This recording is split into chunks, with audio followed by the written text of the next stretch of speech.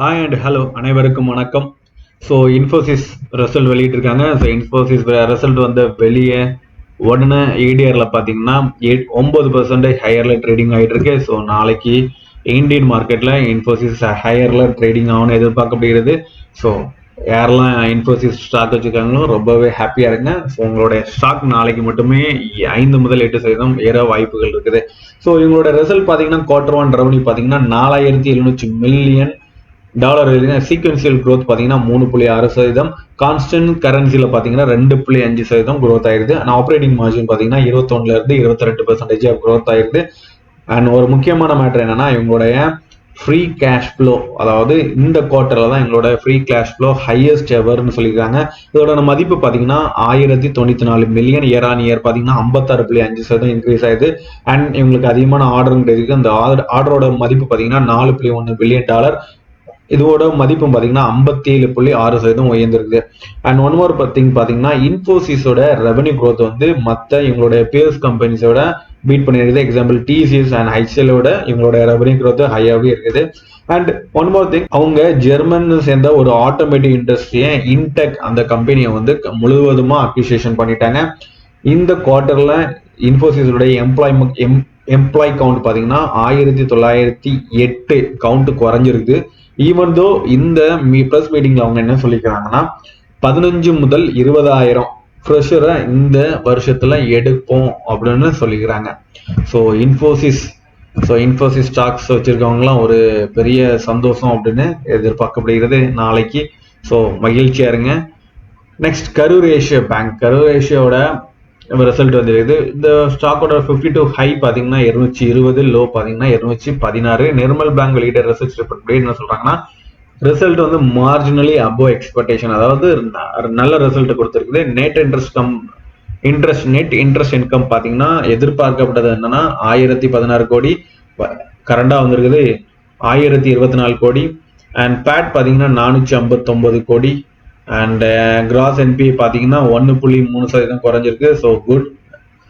And stock கரண்டா trading வந்து 8.3ல வந்து ட்ரேடிங் ஆகிட்டு இருக்கு. புக் வேல்யூ பார்த்தீங்கன்னா 1.6. அண்ட் சவுத் இந்தியன் பேங்கோட ரிசல்ட்டும் வெளியிருந்து ஸ்டாக்கோட கரண்ட் ப்ரைஸ் பார்த்தீங்கன்னா 27, ஹையர் பார்த்தீங்கன்னா 37 அண்ட் லோயர் பார்த்தீங்கன்னா 18. நிறைய பேர் இந்த சவுத் இந்தியன் பேங்க்ஸ் வச்சிருப்பீங்க. ஸோ ரிசல்ட் இன்லைன்ல தான் வந்திருக்கு, நாட் பேட். அண்ட் அட்வான்சஸ் பார்த்தீங்கன்னா 82,510 கோடி அட்வான்சஸ், இயர் ஆன் இயர் பார்த்தீங்கன்னா 11% இன்க்ரீஸ் ஆகுது. அண்ட் குவார்டர் ஆன் குவார்டர் பார்த்தீங்கன்னா 2.7% இன்க்ரீஸ் ஆகுது. நெட் இன்ட்ரெஸ்ட் இன்கம் பார்த்தீங்கன்னா 866 கோடி. அண்ட் நான் நெட் இன்ட்ரெஸ்ட் இன்கம் 422 கோடி. பேட் 294 கோடி. கிராஸ் NPA பார்த்தீங்கன்னா 3720 கோடி. ஸோ இயர் ஆன் இயர் பார்த்தீங்கன்னா 4.5% இன்க்ரீஸ் ஆயிடுது. And quarter on quarter 4.5% increase ஆயிடுது. அண்ட் நெக்ஸ்ட் நெட் NPA பார்த்தீங்கன்னா 1151 கோடி. ஸ்லிப்பேஜஸ் டேட்டா எனக்கு கிடைக்கல. அண்ட் குவார்டர் EPS பார்த்தீங்கன்னா 1.1. ஸ்டாக் வந்து கரண்டா PE 5.5 அண்ட் புக் வேல்யூ பார்த்தீங்கன்னா 0.9. அண்ட் நெக்ஸ்ட் ஈச்சர் மோட்டார்ஸ் அவங்களுடைய புது மாடல் ராயல் என்ஃபீல்டு வெஹிக்கிளை வெளியிட்டிருக்காங்க. கொரில்லா 450 இந்தியா மற்றும் யூரோப்ல வெளியிட்டிருக்காங்க. இதனோட மதிப்பு பார்த்தீங்கன்னா 2,39,000 எக்ஸ் ஷோரூம் வேல்யூ. 3 மாடல்ல இந்த வெஹிக்கிளை வெளியிடுறாங்க. ஃபிளாஷ், டேஷ் அண்ட் அனலாக், இந்த 3 மாடலை வெளியிட்டிருக்காங்க. ஸோ ரீசெண்டாக இந்த ஹையர் எண்ட் சிசி பைக்ஸ் வந்து ரொம்பவே அதிகமாக சேல்ஸ் ஆகிட்டு இருக்கு. பஜாஜ்லயும் பஜாஜ் ட்ரம் வந்து அவங்களோட சேல்ஸ் அண்ட் புக்கிங்ஸும் ரொம்பவே அதிகமாயிட்டு இருக்கு. அண்ட் ரீசெண்டாக வெளியிட்ட ஃப்ரீடன் 125 சேல்ஸ் வந்து 30,000 தக்குனா புக்கிங் ஆயிருக்குன்னு சொல்லப்படுது. அண்ட் ஒன் மோர் திங், இந்த குவார்ட்டர்ல கன்சியூமர் ஸ்டாக்ஸ் வந்து அவங்களுடைய ரிசல்ட் நல்லா இருக்கும் அப்படின்னு ப்ளூம்பர்க்ல ஒரு ஆர்டிகல் வெளியிட்டு இருக்காங்க. அதன்படி என்ன சொல்றாங்கன்னா ப்ளூ ஸ்டார்ல என்ன சொல்றாங்க, நெட் சேல்ஸ் வந்து ப்ளூ ஸ்டாரோட நெட் சேல்ஸ் வந்து இயர் ஆன் இயர் 33% உயர்ந்திருக்கணும். Kalyan Jewellers India 27% year on year net sales உயர்ந்திருக்கணும்.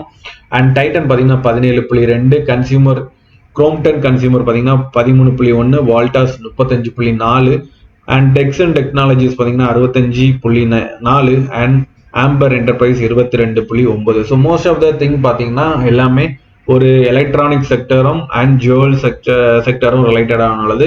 So இந்த கன்சியூமர் இண்டஸ்ட்ரியில இந்த வோல்டாஸ், சிஜி கன்சியூமர் அண்ட் டிக்சன் வந்து ஒரு நல்ல ஒரு சேல்ஸ் growth இருக்கும் அப்படின்னு சொன்னா, ஸோ அவங்களோட ப்ராஃபிட்டும் ஹையரா இருக்கும் அப்படின்னு ப்ளூம்பர்க்ல இந்த ஆர்டிக்கிள் வெளியிட்டிருக்காங்க. So most weighted stocks. அதுக்கப்புறம் பார்த்தீங்கன்னா பஜாஜ் ஆட்டோ அவங்களுடைய Q1 ரிசல்ட்டை வெளியிட்டிருந்தாங்க. அந்த குவார்டர் ரிசல்ட்டோட சில ஹைலைட்ஸை மட்டும் பார்க்கலாம்.